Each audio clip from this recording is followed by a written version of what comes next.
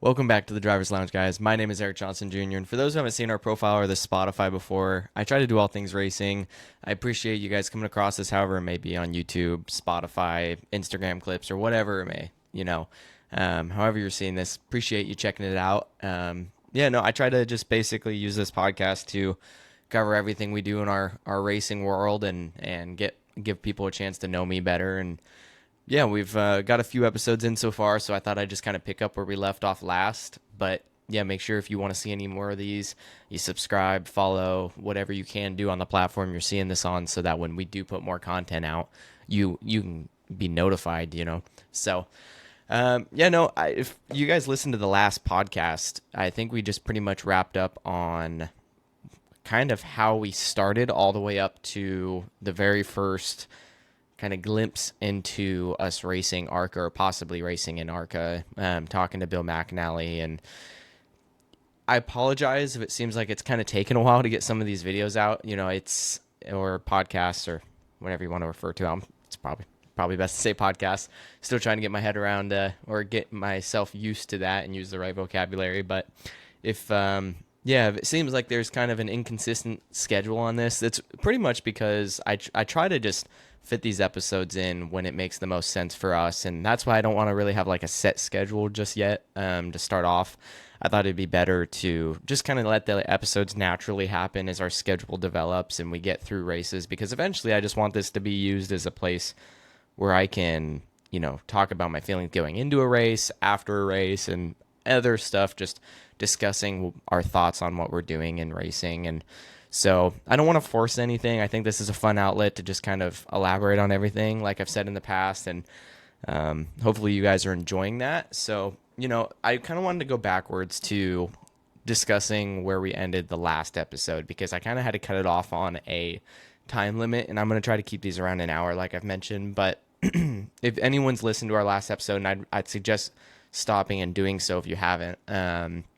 We kind of covered how I started working for BMR, Bill McAnally Racing, for those who aren't aware of what that is, who is one of the most or the most accomplished West Series teams in the NASCAR ARCA West Series. And they were gracious enough to let me come and join them for a couple races, and it just ended up snowballing, if you couldn't tell from the last episode. And we never really assumed we would be racing for them, but one thing kind of led to the next, and fast forward, I'm sure you guys have all seen that we're racing full time for them now. But going back to how we got our start, I kind of wanted to go back to that story where I was saying Bill was talking to my dad, because I never got to finish that one, and I think it's important because it kind of shows the person that Bill is and the opportunities. Sorry, I'm messing with a wire here. Don't want it to bug you guys flopping around. Let's get this in place. Okay, good enough. So Bill, we were out at this Portland race where I was crewing, I think for Cole Moore, this race at the time, and it was the fall, like the September race when ARCA was going with IndyCar. And man, I wish they'd go back to running the two races there, because I love Portland. I love it so much. Everyone knows it's my home track, and I just hate that I wasn't around when they were running it twice a year. I really wish they'd go back to it, but unfortunately, we got to just take what we can get, which is one race this right now. And but at the time, running in 2021 or 2022 at this time, when I was crewing for Bill, they were running two races there, and I was crewing for Cole, like I said. He was having a good weekend, and I think he ran pretty well that race, honestly, if I remember correctly. But Cole, we were just kind of wrapped up practice with him sometime between practice and qualifying, if I can remember correctly. And I was over working on the cars, and my dad, who's always come out and camped at those races, being our home track, our whole family came out to watch those, and we'd always camp out in turn 4 for anyone that's familiar with Portland.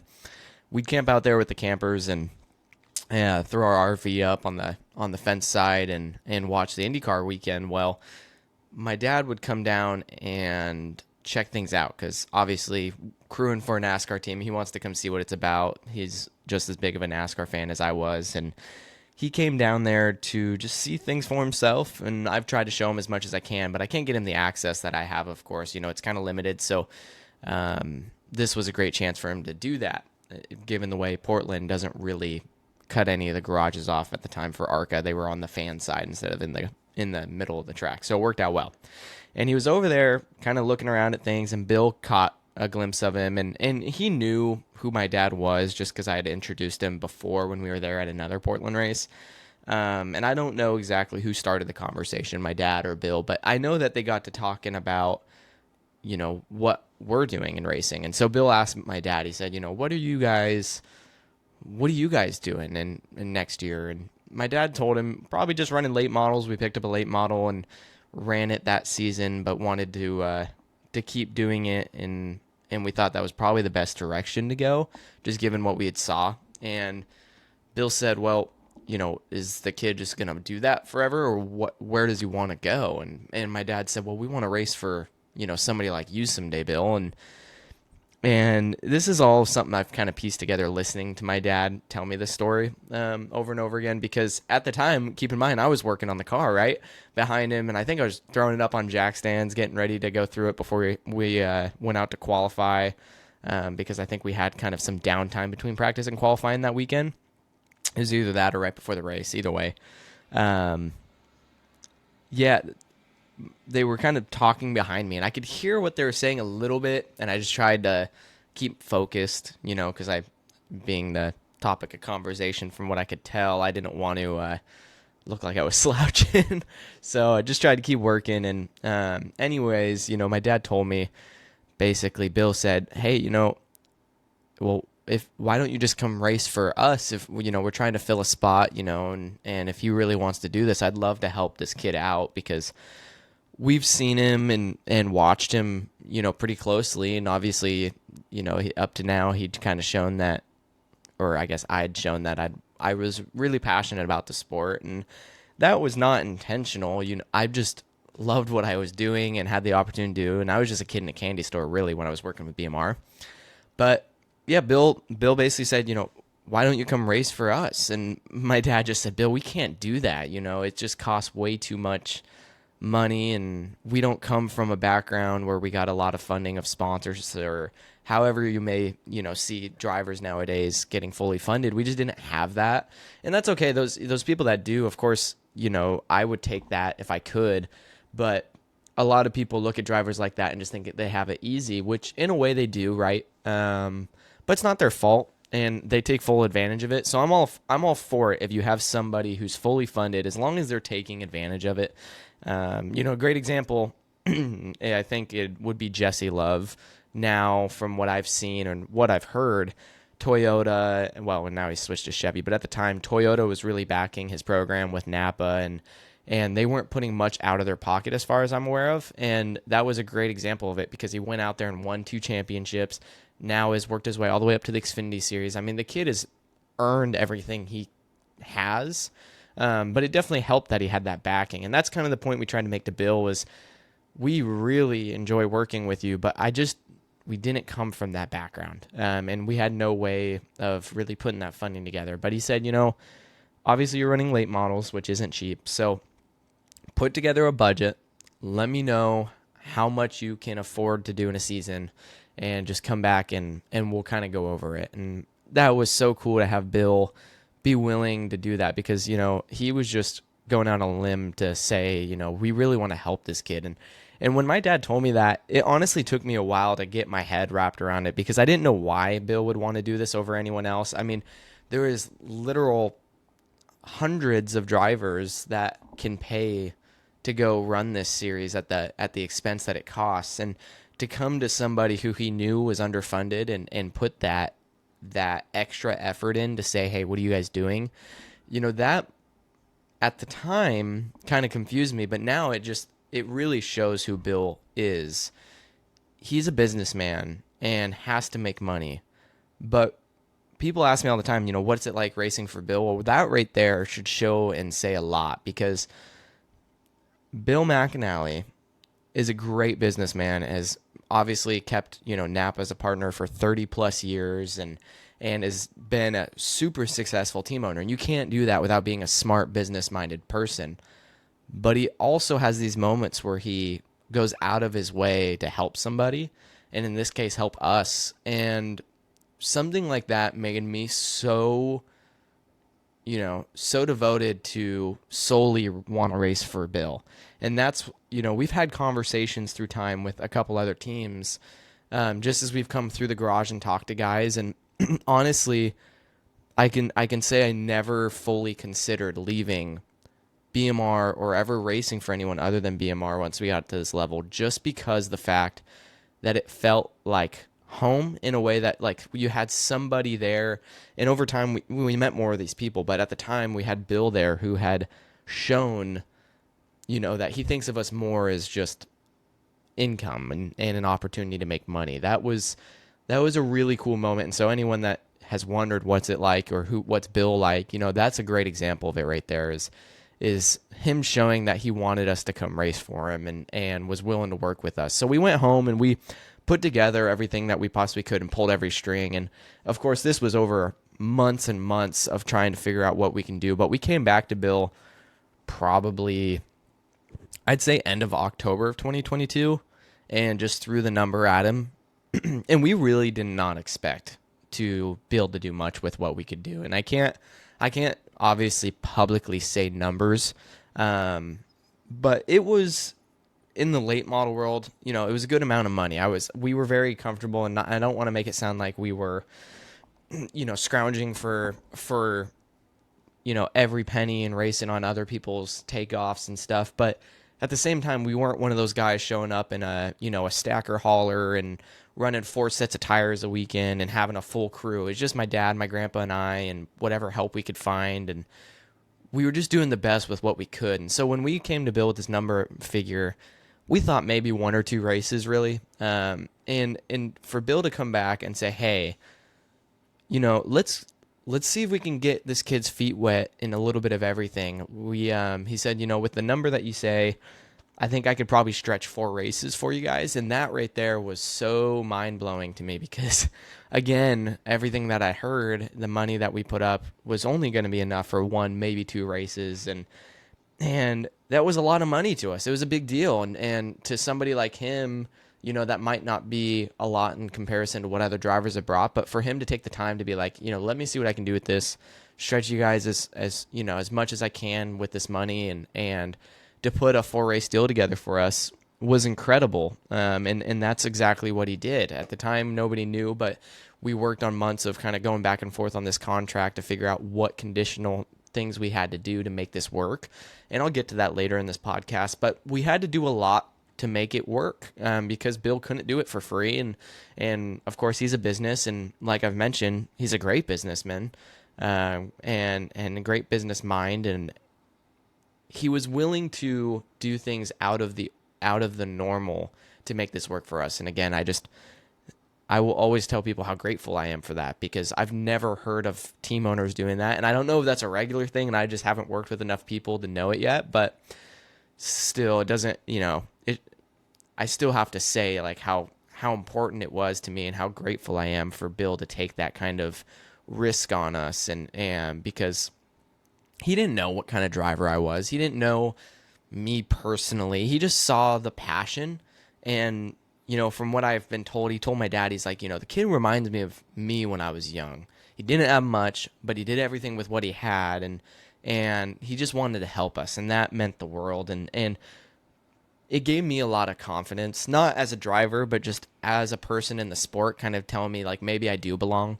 Because that was kind of an issue from the get-go, is I never felt like I belonged anywhere I was, because we were only there for such a short period of time. You had all these established people in the sport that, kind of frowned upon you for moving up so quick or not spending enough time here or there. And honestly, we had no other choice if we were wanting to get to where we wanted to go. We weren't doing this necessarily as a hobby forever. Like, of course, it was our hobby, like a hobbyist thing to do, but we had that goal of going NASCAR racing, and that was the dream, and that's why we started doing it. And I guess I can't say that was what we thought would happen. We just wanted to see what we could do. And that was, of course, if you asked us, hey, what do you want to do someday? That was the answer.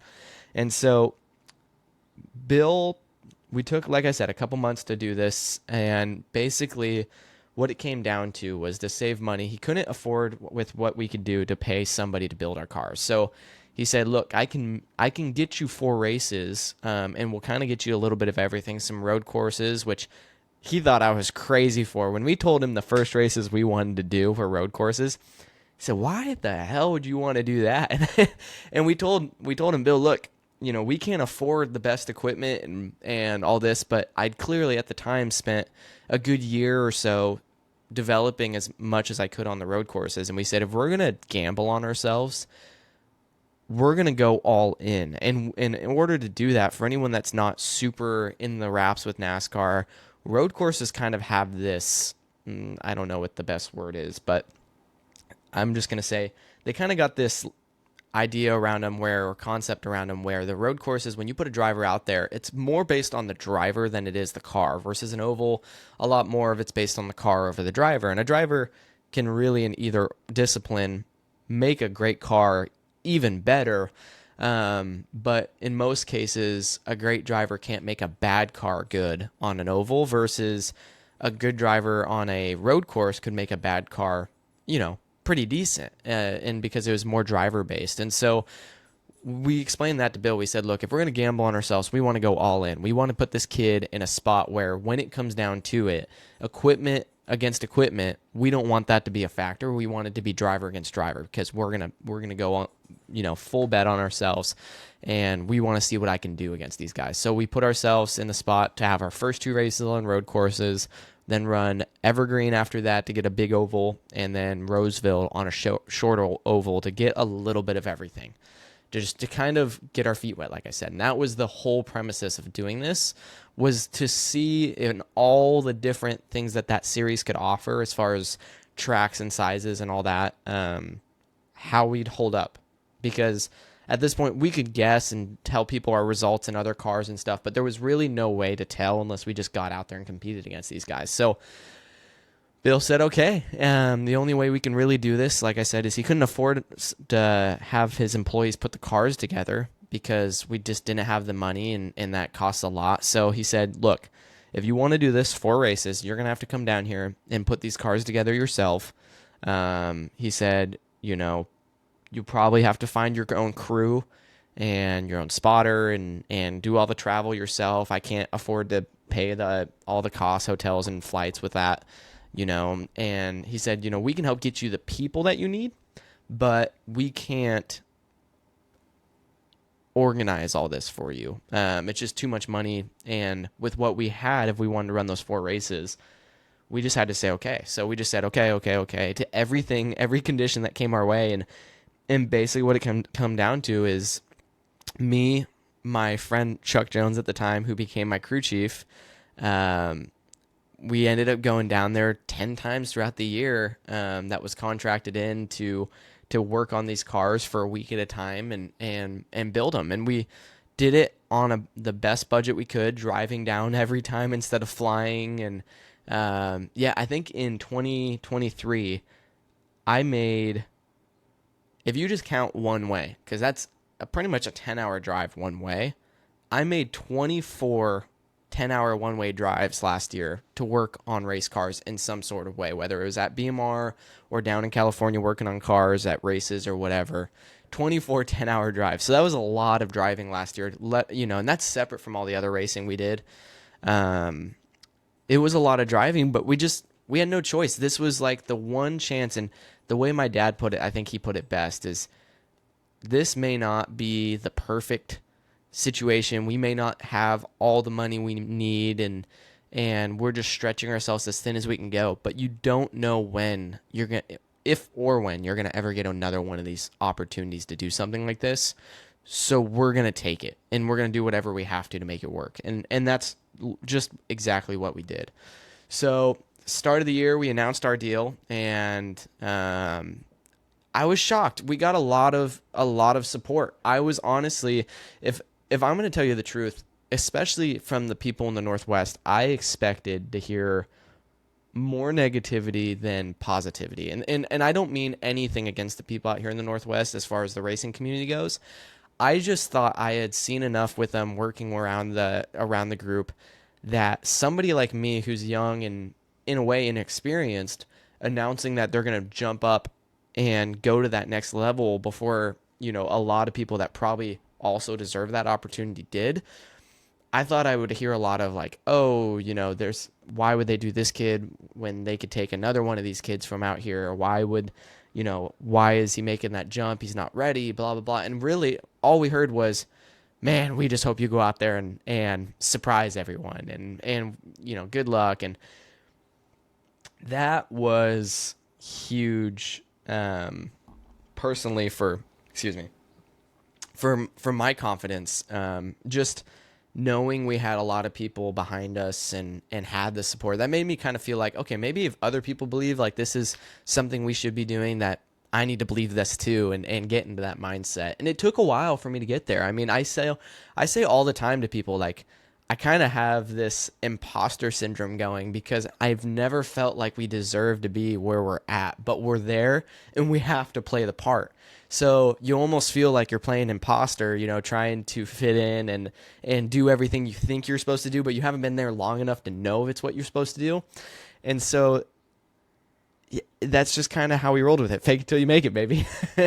And we started going down early in the year, Chuck and I, and Chuck, bless his heart, he came to me very early when we were talking about the contracts, and I made him aware of it because I wanted him to know what we were thinking about doing. And at the time, his opinion was really important to me and still is, and I wanted to see if he thought we were getting in over our head or what he thought we should do if we're going to take this opportunity as far as the background pieces and what we needed to put together. And the first thing he said out of his mouth, I swear, was, "You need a crew chief?" And I said, "Yeah, we'll probably have to hire somebody." I was thinking like maybe one of the crew chiefs I've worked under in the past at BMR or something, and we're finding somebody here locally. And he said, "Dude, he's like, it's easy. I'll crew chief for you. Like, don't pay somebody to do that." He's like, "I've worked on cars long enough. It's not rocket science. These things are just big tanks, Oh, just a sec. All right. Sorry, picking back up where we left off. Rocky heard somebody at the door. But Chuck told us, he was like, "Dude, don't pay anybody to be your crew chief. I'll come crew chief for you." And I was like, "Okay, if you're serious, I mean, I'll take you up on it." And so exactly that. I mean, I can't put into words how much it meant to me to have Chuck's help throughout that season. In 2023, if people didn't follow us closely, it was very much like, I think a lot of people had the impression that I did so much of this alone and was spending all this time traveling alone and doing this all on my own and making it all happen on my own. And like, it couldn't have been any more, of the opposite. I had Chuck with me, who was putting in this time out of his own life, and he has kids, grandkids, a business that he's running at home, and was taking these weeks at a time to go and invest in some kid that he literally met walking through his shop to get my parents' minivan worked on. And just over the passion of racing, kind of in the same way Bill said, he said, "You passion, I just want to help."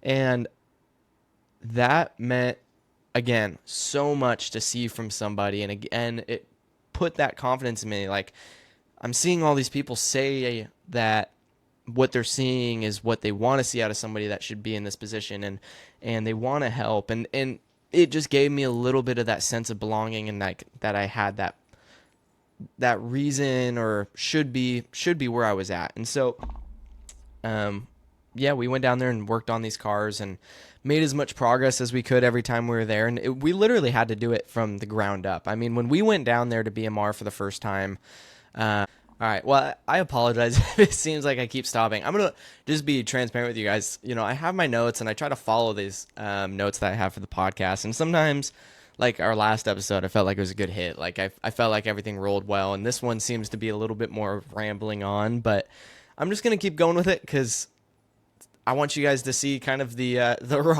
raw parts of this and my raw first impressions and first comments on all this. I don't want to make it staged or structured in any way, so I'll just keep rolling with it. But I apologize if it seems a little broken up, but I'll try to stay on a somewhat of a pathway here.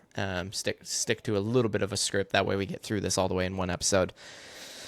But anyways, Chuck and I, we had to go down and work on these cars, like I mentioned. And when we went down there, they showed us through the whole shop. BMR shop, for anyone that doesn't know, is down in Sacramento. And I guess I should say Roseville, which is kind of a small part of, like, sub part of Sacramento. And their shop is part race shop, part Napa Auto Care. And it's got a beautiful showroom when you walk in, cars on display, race trophies and pictures and all that. But back behind the Auto Care is the race shop. And so we went out there for the first time and walked through, and John, the GM down there, was kind of showing us around and showed us the cars that we're going to be building. And we kind of thought going in, okay, there's going to be like these used cars from years past that I've worked on that they'll kind of have us tear the wrap off, pull apart, clean, put back together, and go. And they walked to the back of the shop, and they're like, all right, here's your car. And it was a bare chassis sitting on jack stands. And Chuck and I kind of looked at each other like, huh, all right. And so we had a lot of work to do. And I mean, it literally, we had to go from chassis to painting the chassis, all the way to mounting the body, to hanging the suspension in the rear, and making the windows, and putting the seat in, and putting the motor in, and all, I mean, everything from bare chassis up, right? So that's a lot of work. And for these guys, you know, it's nothing new. They've had to do this with I don't know how many cars. Bill's got about 30 chassis at the time sitting in that shop. So, you know, it's nothing new to them. But for Chuck and I, we're like, oh, I guess this is what we got ourselves into. So what do you do at this point, right? We had to get it done. And we started making our first trips down in February of 2023 and just made every bit of headway we could. And honestly, I wouldn't trade it for anything. I think that time, the time I spent in BMR's shop working on cars reminds me a lot of the time I spent in Racing Dynamics shop up in Montana. And before that, a lot of the time I spent working with Sean Jones and with the Baby Grands.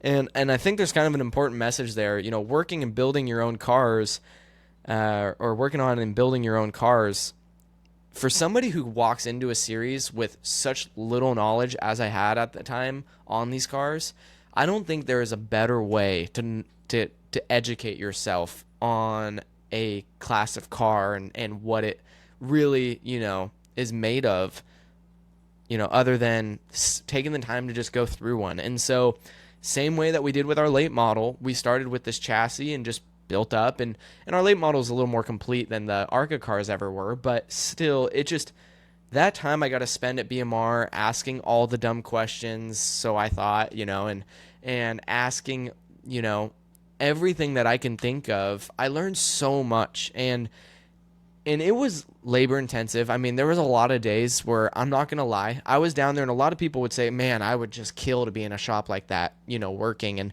And that's kind of the mindset I had going in.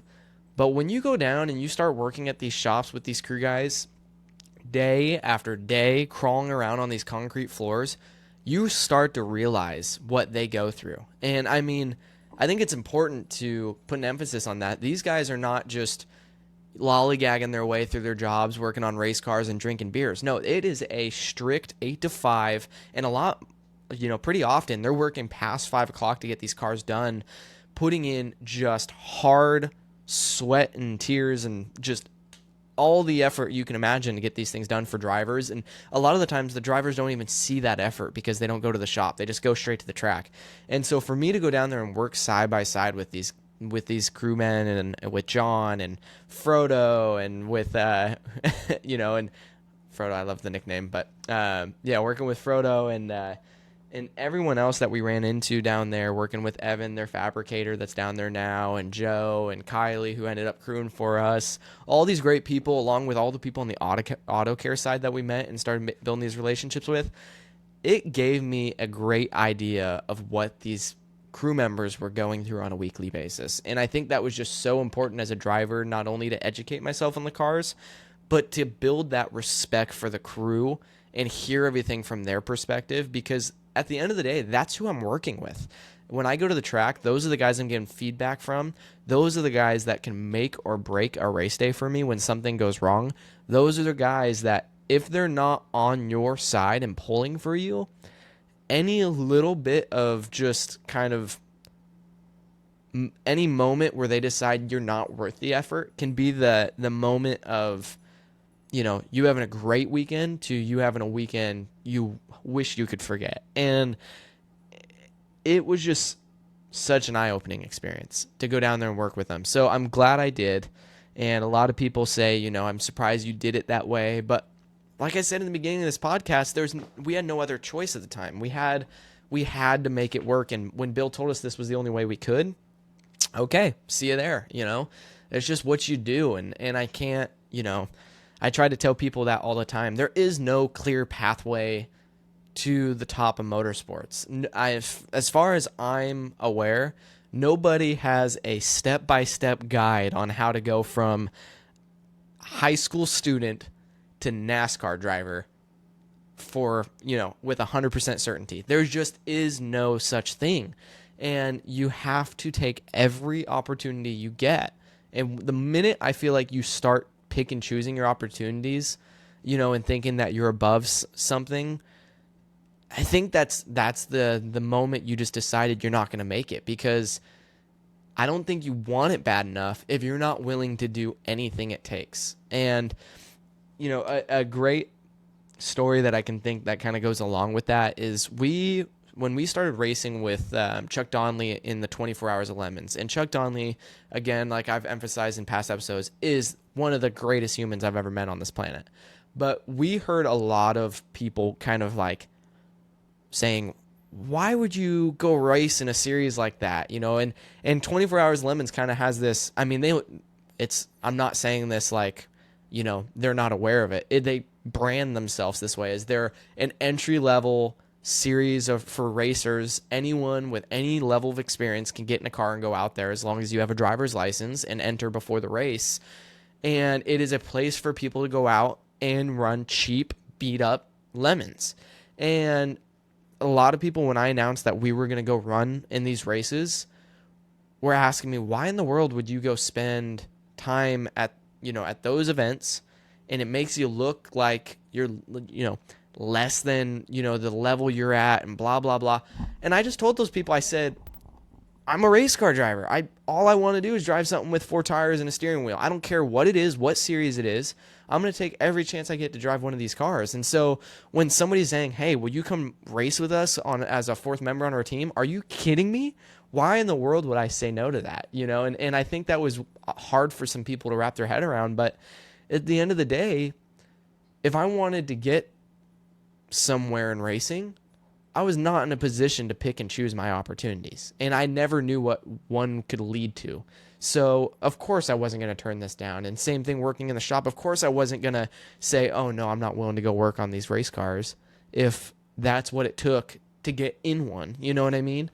So I did it. And honestly, there's a lot of things that kind of came with it that I didn't make a lot of people aware of, because as a driver, you want to have this kind of picture perfect appearance, but really in the background, it was hard. And like I said, there was a lot of days working there where, it was great Monday, Tuesday, you start getting to Wednesday and maybe Thursday, and you start dragging a little, and by Friday you're ready to go home. And I mean that in the best way possible, but it was exhausting work. It was real hardcore labor, and it took a toll on me. And I would say that was the one downside from the whole thing. And something if I could go back and tell myself anything through that whole process, I would say learn as much as you can, be there for all the hours, but be aware of your limits, and I think what I did is I often push past those limits physically. It's just something I've always kind of done, and I never know it until it's too late.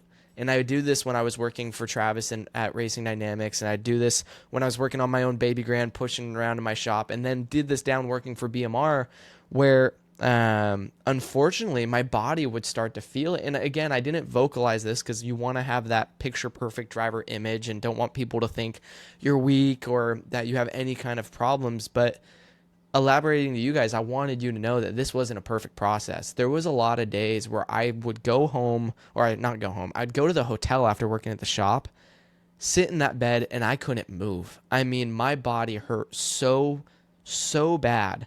And like to the point I was getting symptoms of, if anyone's aware of the sciatic nerve that runs basically out of your spinal cord at the base down through your legs, I started getting these shooting pains and started getting like waking up out of my sleep almost in tears with how bad my body hurt. And I didn't know why.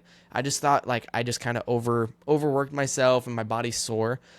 But I started kind of getting worried and going to the doctors, and they started doing scans, and I started finding out like I'm getting physical inflammation in my spine, around my spinal cord and down through my lower body and all my joints from the physical labor that I had put myself through. And honestly, at times where I probably should have asked for help, pushed through it thinking that I was doing something positive for myself.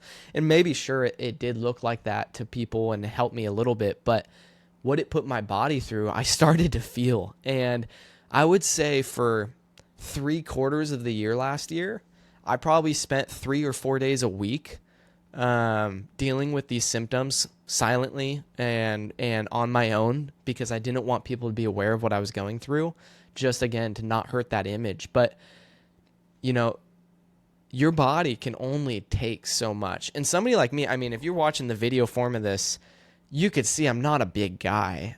I weigh 140 pounds soaking wet on average, somewhere around the 135 range, and I'm 5'9" or so, 5'8", somewhere in there, and I'm not a big guy. So when I start trying to lift these transmissions and rear ends into cars, and I'm on the ground lifting a rear gear up over my chest into the rear of these, the Ford 9-inches that the ARCA cars run, and I'm pushing a chassis across their parking lot to go paint it and blah, blah, blah.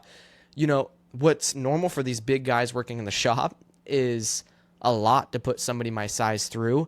And again, BMR, like, they didn't do anything wrong having me do that. They just couldn't afford to pay somebody to work on the cars, and I understood that. Like I said, we were just doing what we had to do, but Chuck wasn't there for every trip because he had all of his own stuff going on at home, trips and family and a business. So there was some times down there where I had to push myself, and I felt the consequences. And I would say, like I said before, if there was one thing I could tell myself, it would be to be more aware of my limits, because at times I think it's hurt me having that physical, those physical consequences. I mean, I would say the moment I realized I had to do something different and take care of myself a little bit more was when I started driving on these long trips. There was a couple times where I was driving home from the shop, and I would do it all in one day because I had to get back to work at home. And there'd be times where I'm like 8 hours into this 10-hour drive or whatever it may be, and I need to go to the bathroom. I go to stand up out of the car, and all of a sudden my leg like tries to like give out underneath me because I get that big sciatic flare up, and I get nerve pain, and all of a sudden my leg doesn't want to hold my weight. Or, while I'm trying to hit the brakes in my car, I kind of felt like my leg quiver.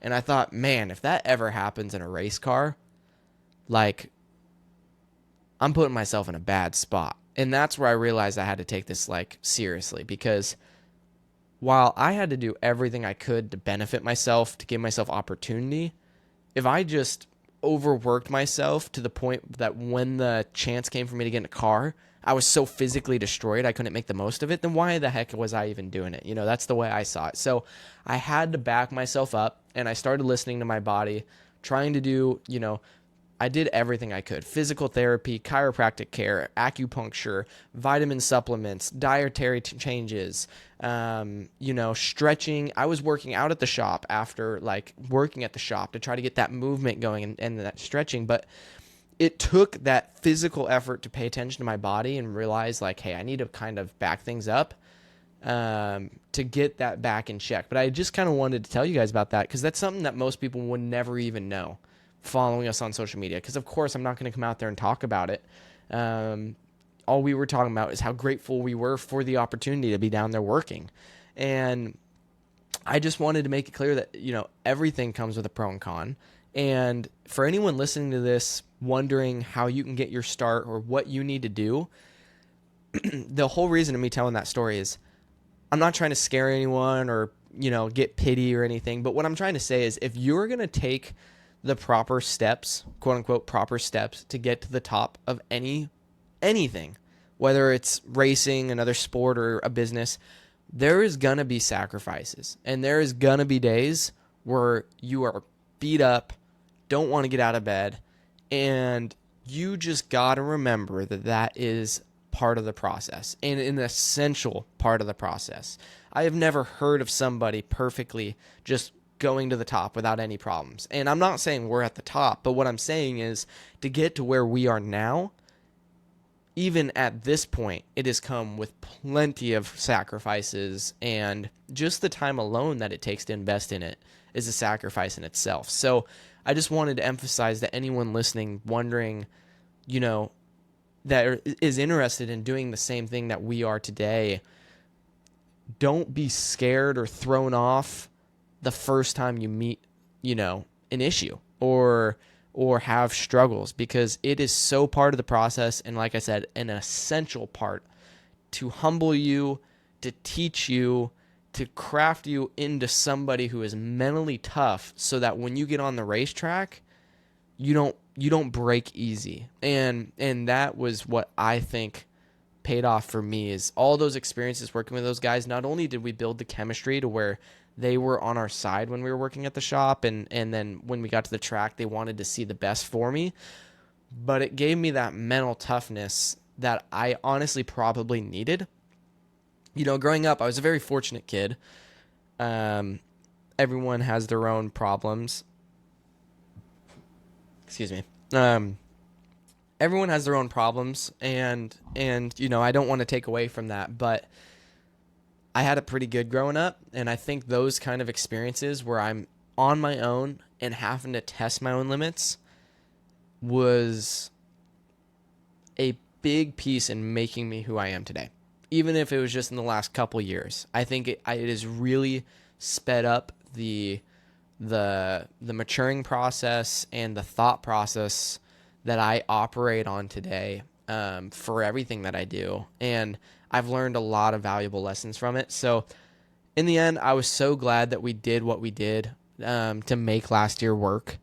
But moving to the races, where everyone's kind of probably interested in that part over anything else, I kind of want to back up and go over that, because our first race at Portland was something I'll never forget. And we went into that race with a car that hadn't been ran in 7 years, was not aligned with any of the chassis that BMR still runs today, was kind of a one-off for them. And we just threw on body parts that they were aware that they might destroy, and they weren't worried about it because they were old, patched up ones anyways. And they were just giving me the stuff that, if worst case scenario I tore it up, it wasn't a loss to them, compared to one of their nicer cars.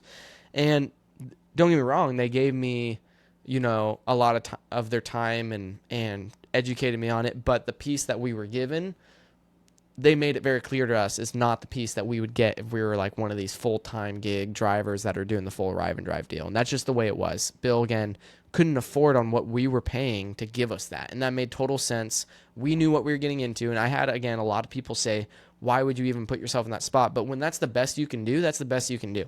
I mean, that's what it is. So we went out to Portland, and the car, we had struggles with it. Not gonna lie, we kind of missed we took a swing on the front end of what we were wanting to do with the suspension. And at the time, they were allowing bumps. Some guys were coil bind, and then you kind of had the conventional setup. And we kind of missed our mark a little bit, just based off the swing we took without having much knowledge in the sport. Between myself and, I mean, I don't want to say Chuck doesn't have knowledge in the sport, but at the time with the technology that was in ARCA, a lot of it was kind of new, and we had a good book on the conventional and coil-bound stuff and not necessarily the bumps that everyone was on, and we just weren't where everyone else was, and that kind of hurt us a little bit when we unloaded, because we had some problems that we needed to be at the shop to really fix, and we just couldn't, so we just had to make the most of it. So it is what it is. I had a blast learning that place. But the whole goal, I talked to Bill. I said, what's your expectations going this? He said, just finish the race. He said, I don't care about anything else.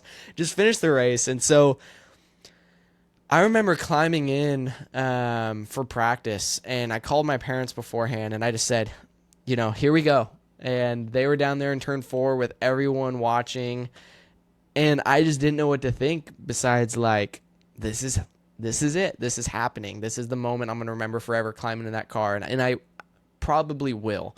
And I climbed in that car and put on all my stuff, and the photographers that know me that we had there were chatting with me, just kind of cracking up about the whole thing because they had seen me there crewing for the team before. Now they're taking pictures of me getting in the car, and it was just such a cool full circle moment. And I climbed in, we went out for practice, and the thing that was just so funny is my parents told me, like, as they heard the cars fire up, and some of these cars are just flying down the track, first lap out, getting heat in their stuff.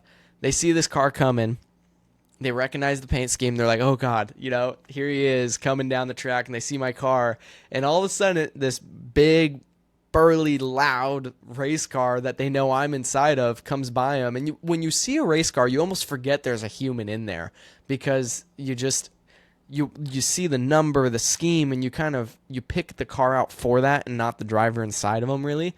And that might be a concept that's hard for people that don't go to the racetrack to understand. But I think if you go to the racetrack, you'll see what I mean. Is you start to picture the car, not the driver, when it's on the track. And as I came down, something that always stuck with me is my parents said it was the weirdest feeling to see that car come by the fence where they all were and see my little hand come out the window and wave to them.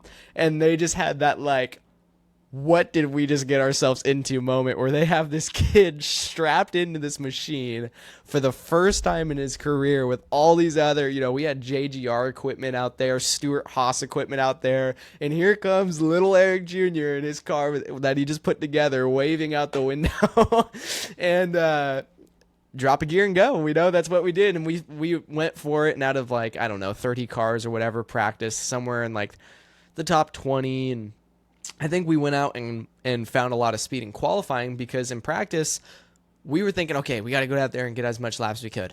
Instantly, the session goes red flag from somebody blowing up down the back straightaway.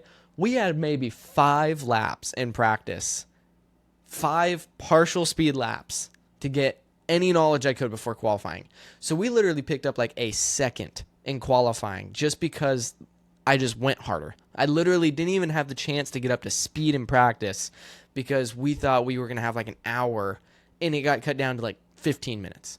So just the way it is, we went out there and we qualified 10th out of the whole field, which I was happy with. Like, obviously, first race, you're thinking, man, I just qualified inside the top 10 out of, pretty good field. And my whole strategy was just to keep the car in one piece, and if we had a chance at the end, to go for that extra little bit. And that's what we did. We had handling issues from the start. We went green and just ran it out and kept our race clean. And honestly, I think it really was clean. We had a good run going. And at the end of the race, we found ourselves restarting like 6th or 7th with 3 to go.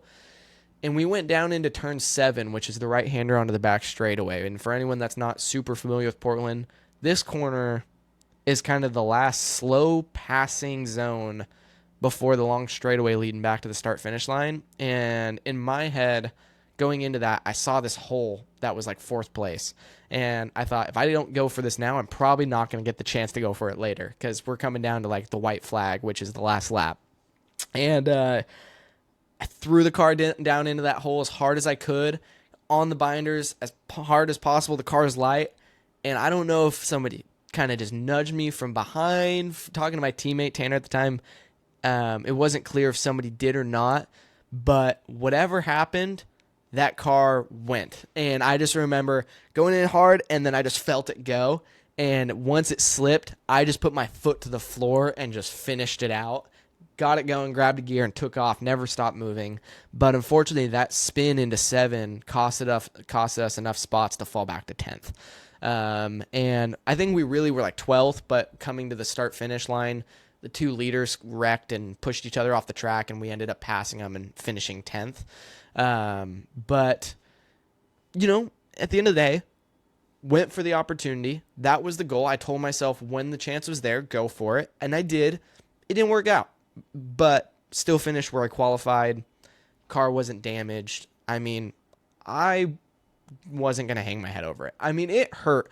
I'm a competitive person. I got out of the car kind of pissed at myself and thought, man, if I didn't go for that, I could have finished like 7th or 8th or just a couple spots better, right? And that was so important to me to have that like single digit finish and blah, blah, blah. But 10th in your first race, pretty, I was pretty happy with it by the time, I got over the driver things that you think about when you're in a car. And so it was what it was. And the rest of our races throughout the same year, we just kind of, or throughout the year, we kind of kept the same idea.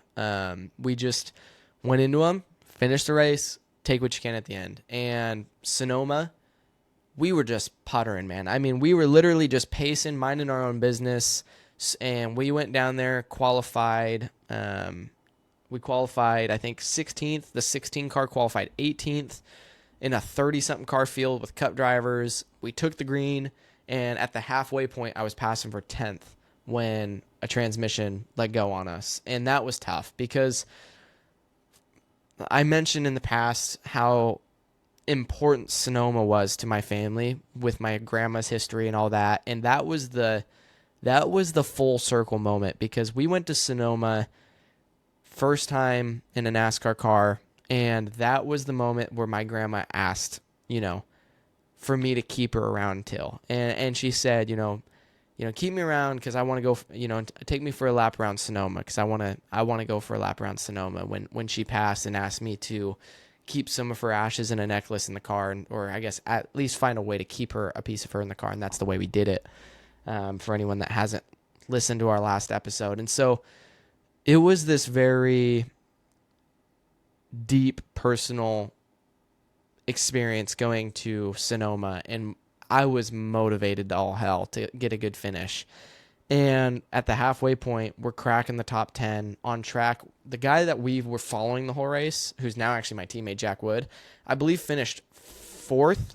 And so if you would have just said we followed him the same pathway we were all the way through the field, technically the way things shook out, we should have finished somewhere right around the top 5. And to know that, but have the transmission failure that took us out of the race, and I had to go and park the thing in the garage and watch all these cars keep going, I can't tell you how heartbroken I was seeing that. I got out of the car, and if we were a full points deal, the team was like, we could put a transmission in it. They came running over and they told us, kid, we could throw a transmission into this thing if you want, and we can get it back out there. And I said, it's not worth it. I said, we're already laps down. We're in last. Bill, he wasn't there. He had to take off to the booth upstairs. And I said, if Bill was here, I promise you he'd say, don't do it because we're not a full-time points team. What was the point? We were just going to go out there and put wear and tear on equipment that wasn't needed just to get laps. And so I made the call. That was nobody else's decision but mine. And I said, we broke. We need to just take that as a sign as we're going to come back another time and try this again. But I got out of the car wondering if that would ever be the case. If I would even ever get the chance to go back there and redeem myself the way that I thought, maybe my grandma deserved, thinking that to get that finish that I thought, we were going to get. And it was a really hard thing to walk away from that car knowing that. And so I didn't know what to do. It was my first time ever not finishing a race, like really while the race was going on. So I got out of the car. First thing I did was walk to the grandstands. I was in my driver's suit, had people kind of like looking at me like, what's he doing up here? But I just walked up there in my full gear, sat down next to my dad and my mom and my girlfriend Dolores, and I just watched the rest of the race and as a fan. And I'm not a super religious person. I think my grandma was probably watching us in that situation, and I felt a little bit of comfort sitting up there with them all feeling that way, feeling like, like just maybe if she's there and has anything to do with this, maybe she'll get us another opportunity because, man, I've done everything I can to this point, and I don't know if I'm going to get another chance. So it was heartbreaking. I mean, that was probably some of the first tears I've ever shed that weren't tears of joy in a race car. Just getting towed in off the racetrack, broken like that, knowing that that was it. And it stung. But now looking at what we've done and or what we have lined up for this year, I know we're going to have that chance to go back. And I'm so looking forward to that race. But at the same time, I'm going to try not to put that pressure on myself this time around, because I think that's what hurt us is I tried to, tried to push forward when I could have paced a little bit more, even though I felt like we were just riding. Like, I wasn't riding the way that I was at Portland. I was more taking those chances and just going in a little deeper, and I think that's what hurt us. So it was a learning moment. At the end of the day, I don't know. We were using a small spline transmission. I think it was a 26 spline when everyone was saying they're using the 29s. But, I could put the blame on a lot of things. But at the end of the day, it's racing. We broke. And I decided to get over it. And I'm kind of glad I went through that experience, because it was humbling. It was motivating, and motivated me to want to come back and do this again next year. And in a way, I think it motivated my parents too, seeing that and seeing that emotion and how important it was for me to be there. I think they saw that and thought, like, this kid really is taking this seriously and isn't just, you know, taking advantage of this opportunity, or, not taking advantage of the opportunity and just kind of, being some spoiled rich kid. And, I, that's at least what I've heard from the discussions I've had with them. And so we ran the other races that season. Evergreen finished 10th or somewhere around there, and went down to Roseville and finished 7th or 8th. And it was just a great season to get our feet wet. By the end of the day, it was just, the season was exactly what we wanted out of doing that first time deal with Bill, which was get out there, gauge ourselves against the competition, figure out how we belonged, and if we had even the slightest feeling that we should even be there. And honestly, we did. I don't think there was really a moment where we felt like we were in over our head. I don't feel like there was ever a moment where I felt like, man, I just can't compete with these guys. Sure, we had moments where the cars weren't handling right, or sure, we had moments where I made a mistake, but like, there was never anything odd or over the top where it made me feel like we are just not where we should be right now. And yeah, I think that's honestly all I needed out of that season. And I wouldn't trade it for the world. Some people I've heard, and some of my close friends and family have kind of like questioned if I thought it, do I think it was a great opportunity, or do I think, could it have hurt our image by going out there and not being like up front in the front running of the race by running lesser equipment, or in a car that I put together myself that the shop didn't put together, where it would have been probably a little better.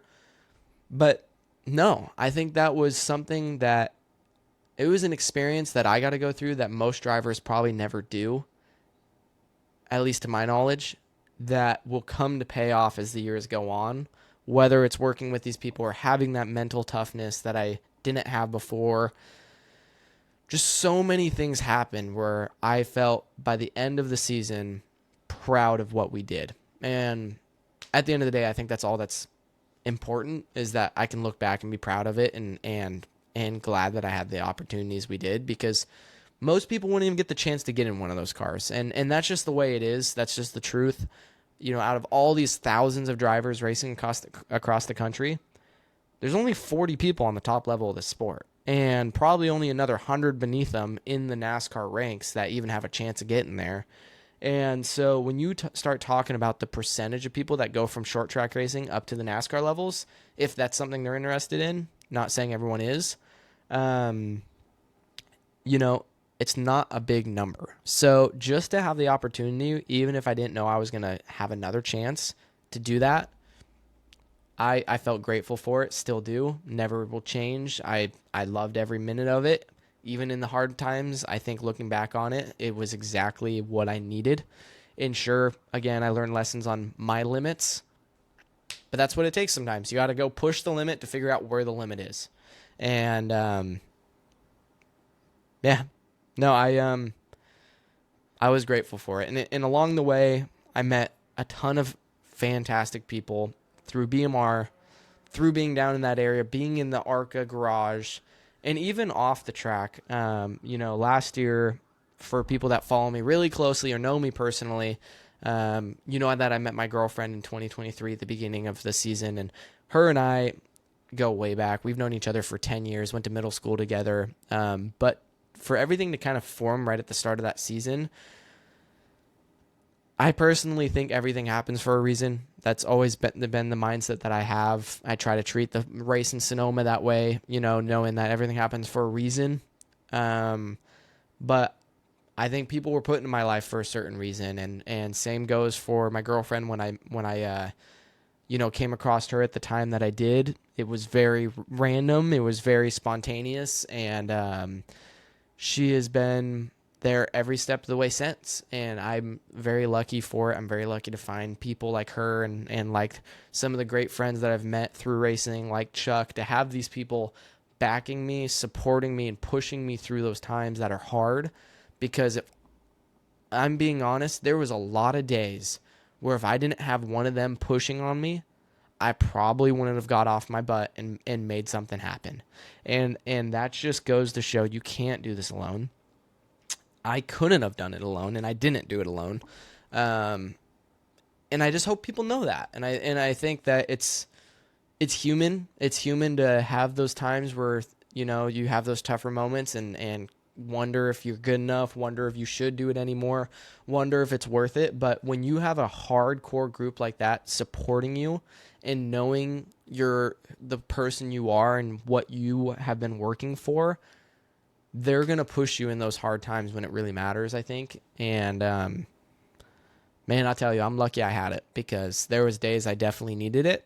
I'm not perfect by any means. And, yeah, I love each one of them so much for it. And will always be so grateful for them through that time period and everything else since then.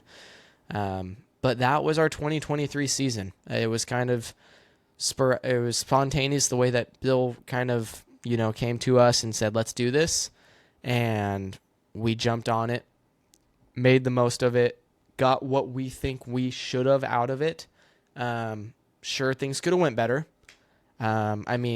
In comparison, there's a guy, Cole Raz, out here in the Northwest who's just been on fire and the last couple of years. And he went out and made his debut in the series last year, running for with Jefferson, Jeff Jefferson, the guy that he works out here in the Northwest with on late models. He crew chiefed his ARCA car for him, and they went out there like first race, I think, and finished third. And all to him, he deserves it. Great driver, right? But I think for me to go through those first 4 races the way I did and have them play out the way they did, in the end, might play off better for me in the long run than just going out there and having everything go perfect. Not saying I wouldn't have wanted it to go that way if you gave me the option. But again, I think in racing, you got to look at everything in the way of what's supposed to happen is going to happen. And just look for the positive. If you're not looking for the positive and you're just always looking at the negativity, you're going to run yourself into the dirt so fast. So that's the way I see it. And maybe other people see it differently. I'd love to hear people's feedback on it. But that was our 2023. And I'm lucky to have done it the way we did, in my opinion. So if you guys enjoyed this, I think that I'm just going to kind of round off this episode here. I kind of meant to cover more, and like I said, I apologize if it bounces around and feels a little ramblish, but if that's even a word. But I feel like it's important to have those moments with you guys and give you guys that opportunity to hear all those thoughts and elaborate on them in a way that I want to, so you get to know the kind of person I am and maybe the way I think about things. But in the end, I just feel extremely lucky to even had everything work out the way it did for us to get to that 2023 season. And for what that led to, which I'll cover in the next episode, kind of coming into the 2024 season, people can say what they want, but it worked. And I mean that as humbly as possible, but we've heard negativity about what we did in 2023. We've heard people say we spent too much money to do it. We've heard people say we weren't in good enough cars and should have pushed harder to be in better equipment, or did it with the wrong people or whatever, at the wrong places. Say what you want. It led to another opportunity, and I think that's the name of the game. And so nobody can argue that, at least. So I'll go over what it led to for us, but in the end of the day, I think you just kind of got to take the wins as you get them. And 2023 was a win. Whether we had good days or bad days, it was a win. It was an opportunity. It was a door that opened, and we ran through it, and it led to another. So, yeah, I wouldn't change it for the world, and I think I've made that pretty clear here. So if you guys enjoyed this episode, I'm going to wrap it up, but please let me know in the comments or shoot us a DM if you're listening to this somewhere where you can't necessarily leave any messages for us. Let us know what you thought, because this was a little bit different of an episode, kind of going more into the depths of our perception versus others versus just telling you how it went. And I'll be interested to see what you guys think of that kind of episode, but I'm going to leave this one as it was. I kind of in the middle of it thought about redoing the episode, but then when I really thought about it, it's raw. And that's what I want you guys to see. This was a raw episode with my honest thoughts right off the table. No, not a lot of time thinking about what exactly I'm going to say, and that's the way I kind of want to do this podcast. So I'm going to wrap it up. It's been about an hour, but I appreciate anyone listening. Make sure you hit that follow, subscribe button if you want to see more content like this. But other than that, I appreciate you guys. Thanks for joining me in the driver's lounge. Again, my name is Eric Johnson Jr. I try to do all things racing. But until next time, guys, take it easy.